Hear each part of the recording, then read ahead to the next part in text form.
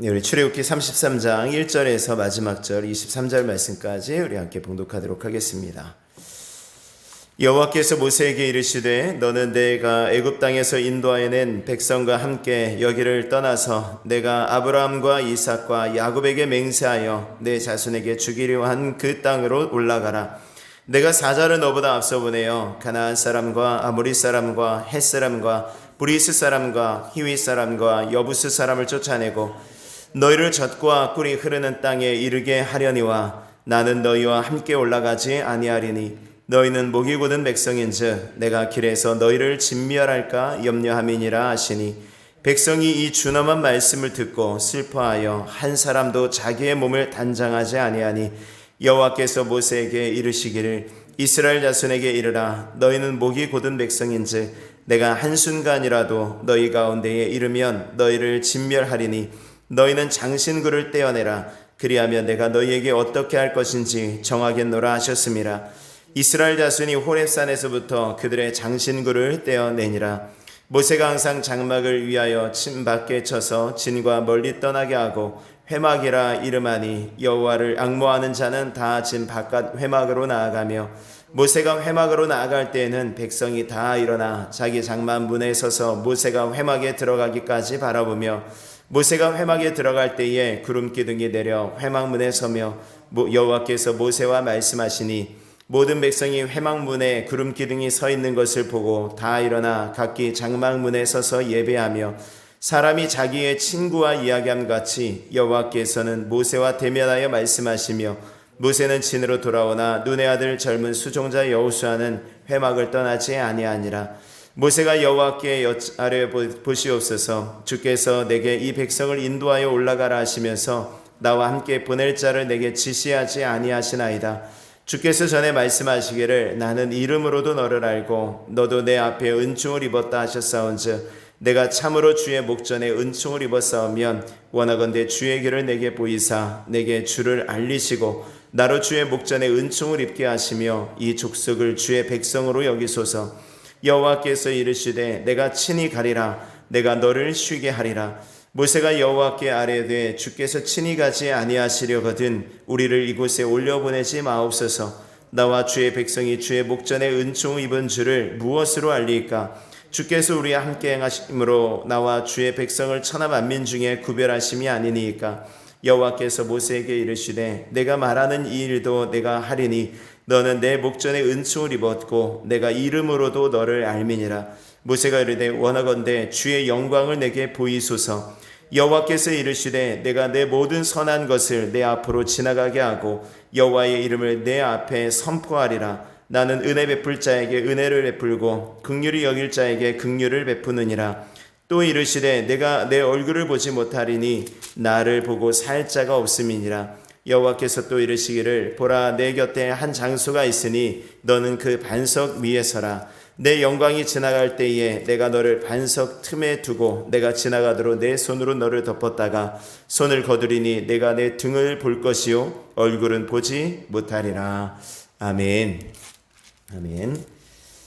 어제 출애굽기 32장의 말씀을 통해서 모세가 산에서 하나님께 십계명을 받고 있는 동안에 산 아래의 사람들이 이스라엘 백성들이 아론을 충돌해서 충동해서 금송아지를 만들게 하죠.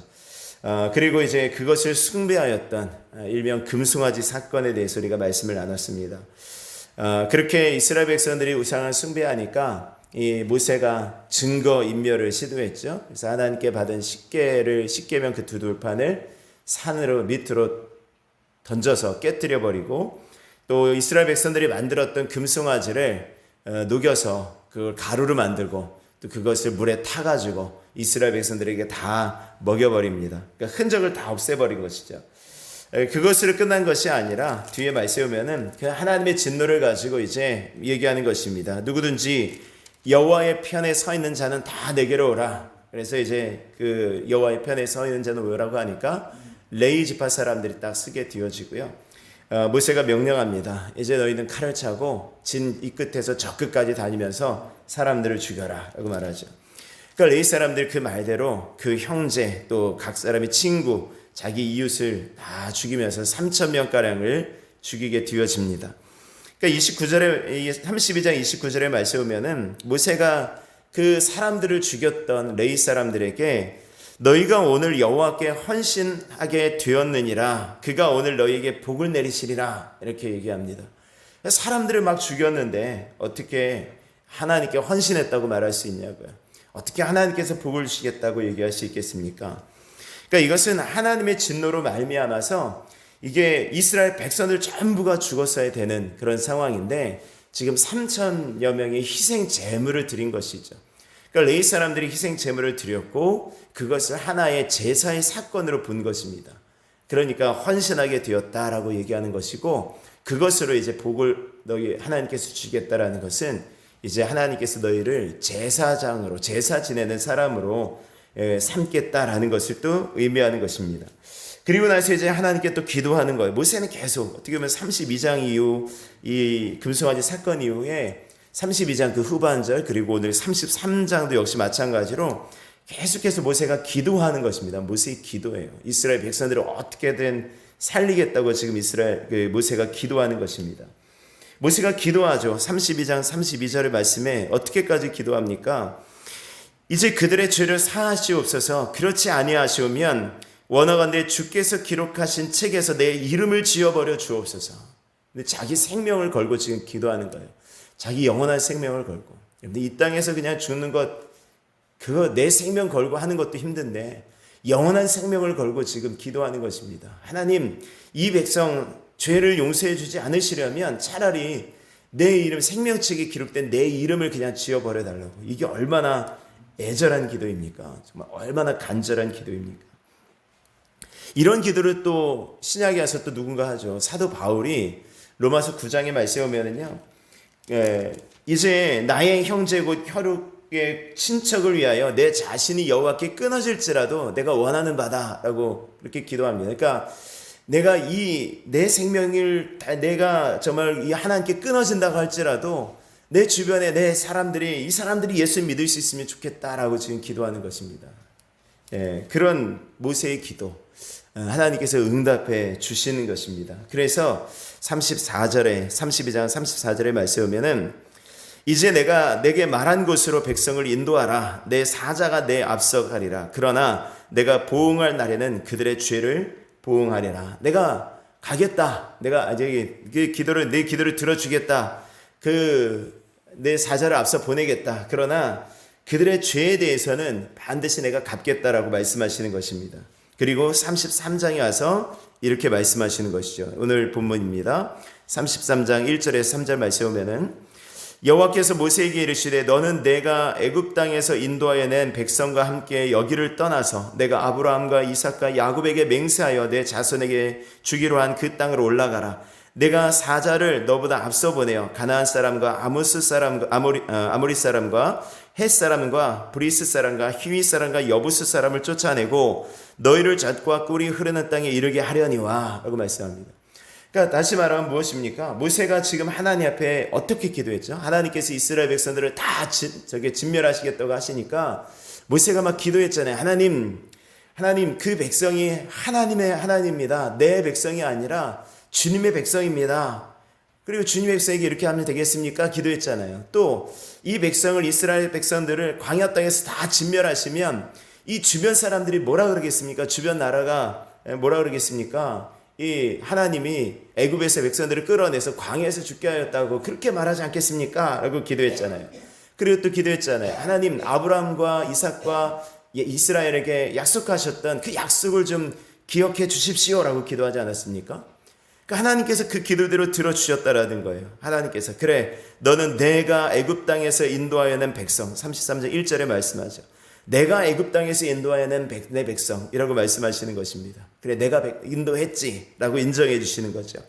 그리고 그 땅으로 올라가라. 내가 사자를 너보다 앞서 보내어 가나안 사람과 아모리 사람과 그 땅을 다 몰아내겠다. 이게 약속한 대로 하나님께서 지켜주시겠다라고 말씀하시는 거예요. 내가 사자를 앞서 보내어서 이 이스라엘 백성들로 그 가나안 땅을 차지할 수 있도록 하겠다라고 말씀하시는 것입니다. 내가 아브라함과 이삭과 야곱에게 주었던 그 약속대로 행하겠다라고 말씀하셨어요. 근데 이스라엘 백성들이 4절의 말씀에 보면은 이 준엄한 말씀을 듣고 슬퍼하여 한 사람도 자기의 몸을 단장하지 않았다. 이 말씀을 듣고 슬퍼했대요. 여러분들 이렇게 하나님께서 약속하신 말씀대로 행하시겠다. 너희 다 올라가라. 가나안 땅으로 올라가라. 하고 말씀하셨는데 이 이스라엘 백성들이 슬퍼했대요. 왜 슬퍼했습니까? 아까 제가 읽지 않은 그런 말씀이 있었죠. 3절 후반절 말씀입니다. 나는 너희와 함께 올라가지 아니하리니 너희는 목이 곧은 백성인즉 내가 길에서 너희를 진멸할까 염려함이니라 하시니 말씀합니다. 그래 너희 올라가라. 내 사자를 앞서 보내서 사자가 다 치게 할 것이다. 가나안 7족속을 다 칠 것이고 너희는 젖과 꿀이 흐르는 땅으로 들어가라. 그런데 나는 너희와 함께 하지 않겠다. 나는 함께 가지 않겠다라는 것입니다. 너희 마음대로 살아라. 너희끼리 가서 너희들 하고 싶은 대로 하고 다 살아라. 잘 살아라. 그래, 잘 먹고 잘 살아라. 근데 나는 가지 않겠다. 라고 하시는 거예요. 이게 얼마나 준엄한 말씀입니까? 그러니까 이게 무슨 말입니까? 너희가 원하는 대로 다 살아. 이 세상에서 너희 하고 싶은 거 다 하고 살아라. 너희 하고 싶은 거 다 하고 살고 너희 뭐 성공하며 살고 너희 그래 행복하게 살고 그래 잘 살아라. 그런데 나는 너희와 함께 하지 않겠다 라고 말씀하시는 거예요. 나는 너희와 함께 하지 않겠다.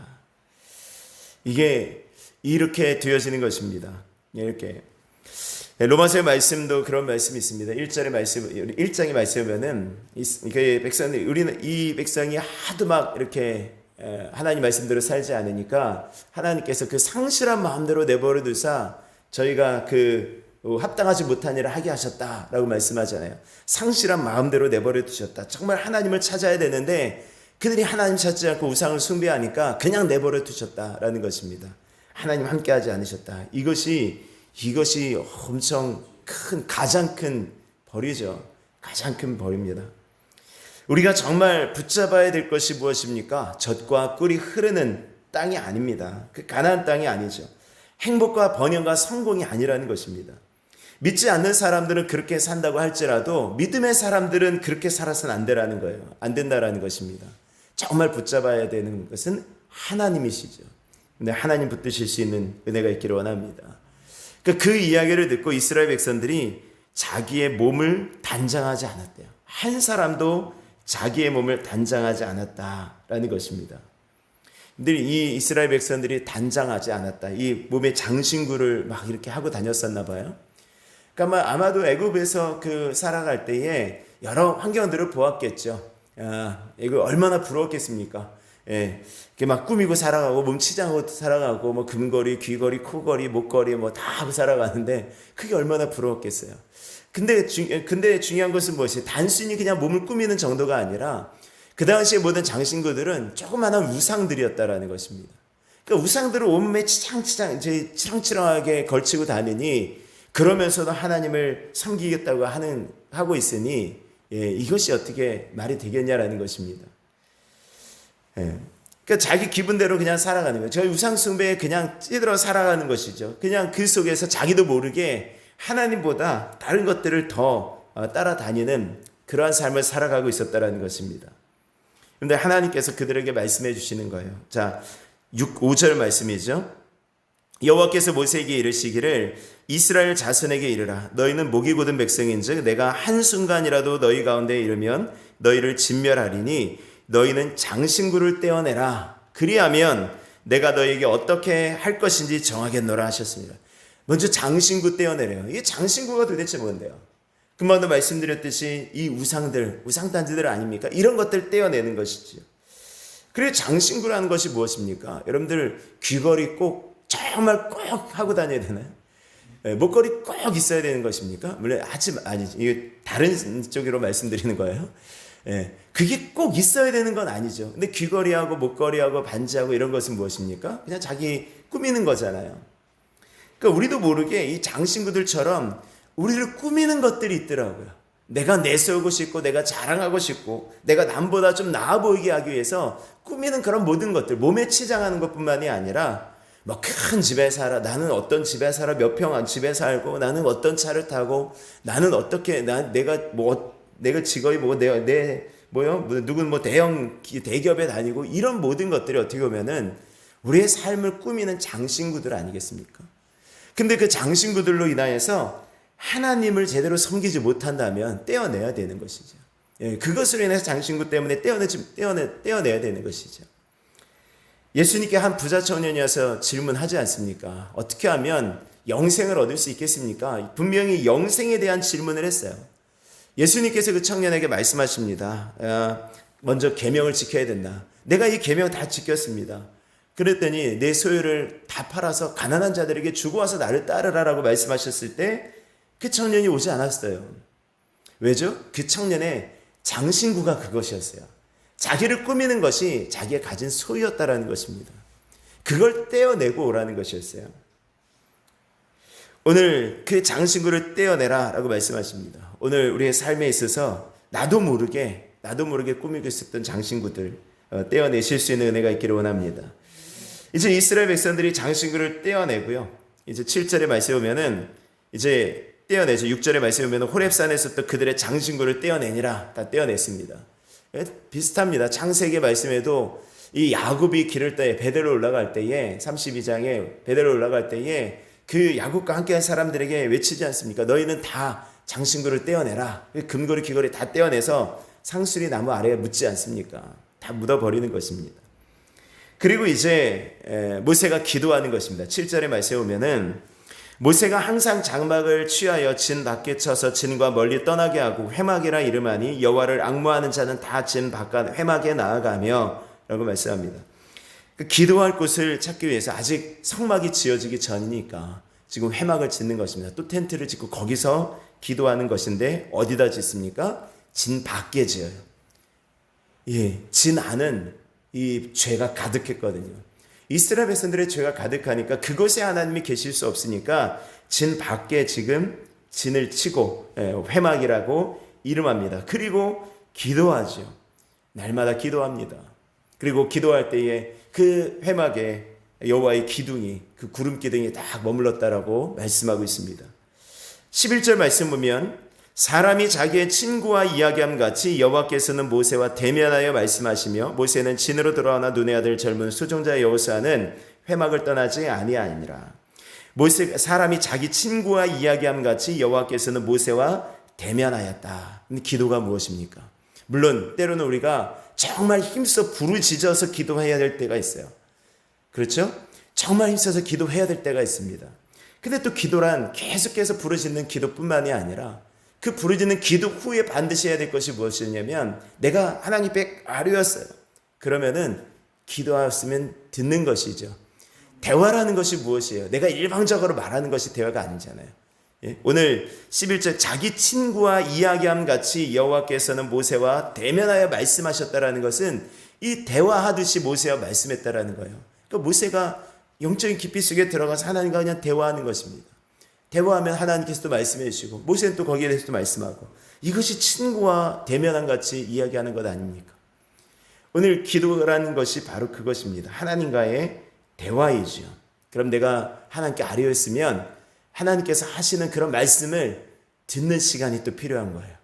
네, 듣는 시간. 그 기도하는 시간에도 필요하고 또 다니면서도 하나님 제가 이렇게 기도했으면 하나님께서 어떻게 응답해 주시는지 귀 기울여 듣는 그런 것이 필요합니다. 여러분들 또 들으실 수 있는 은혜가 있기를 원합니다. 하나님께서 모세의 기도에 들어주셨어요. 자, 18절에 말씀하는 것이죠. 그 전에 말씀 봅니다. 14절 말씀입니다. 14절 여호와께서 이르시되 내가 친히 가리라 내가 너를 쉬게 하리라. 응답 받았죠. 하나님께서 가시지 않겠다고 했는데 3절의 말씀에 너희와 함께 올라가지 아니하리니 이렇게 말씀하셨는데 모세가 계속 기도한 거예요. 장신구도 떼어내게 하고 기도해서 지금 하나님께서 응답해 주셨습니다. 내가 친히 가리니 내가 너를 쉬게 하리라. 응답 받았습니다. 아멘이죠. 아멘. 거기서 끝나는 거예요. 근데 보통은 우리가 여기서 끝나는 거예요. 할렐루야 하나님 감사합니다 하고 끝나버리는데요. 저는 여기서 또 모세가 참 기도의 사람이구나 라는 것을 볼 수 있는 것이 뭐냐면 기도 응답 받은 것으로 끝나는 것이 아니에요. 계속 기도하는 거예요. 자기 생명을 걸고 기도하고 그 이스라엘 백성들을 정말 살리기 위해서 막 기도하면서 하나님께서 이스라엘 백성들을 살리시겠다고 내가 그들과 함께 하겠다고 약속하셨음에도 불구하고 거기서 끝나는 것이 아니라 더 나아가는 것입니다. 어디까지 나갑니까? 자, 18절의 말씀 보면 모세가 이르되 원하건대 주의 영광을 내게 보이소서 기도하는 것이에요. 주의 영광을 내게 보이소서. 점차적으로 기도하면서 기도의 응답을 받았고요. 거기에 더 나아가서 하나님 이제 주의 영광을 내게 보여주시옵소서. 깊이 하나님께 들어가는 것이죠. 진짜 기도를 하고 있는 것입니다. 우리가 성막에 대해서 말씀을 드릴 때 성막의 문을 열고 들어가죠. 그러면 번제단이 나오죠. 우리의 죄를 사하는 그런 번제단이 나오고 또 순간순간 죄를 짓는 것에 대해서 회개하는 그 물두멍이 나오고 또 성소로 들어가서 또 떡상 또 분향단 또 등잔대 거기 성소까지 들어가죠. 근데 거기서 끝나는 것이 아니라 어디까지 들어가는 것입니까? 지금 모세는 지성소까지 들어가는 거예요. 여호와의 임재 하나님의 영광이 있는 지성소까지 싹 들어가는 것입니다.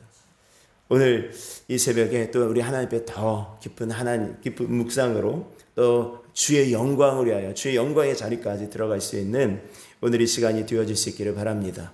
우리 가운데 나도 모르게 붙어있던 모든 장신구들을 다 떼어낼 수 있는 은혜가 있기를 원합니다. 또 하나님 무엇보다 하나님 그 어떤 것보다 하나님 우리와 함께 하시는 하나님 우리와 함께 하여 주시옵소서. 우리 가정에 함께 하여 주시고 우리 교회와 함께 하여 주시고 이 나라에 함께 하여 주시고 하나님 이 땅 백성들에게 하나님 함께 하여 주시옵소서. 우리 기도하는 오늘 이 새벽이 되어지기를 원합니다.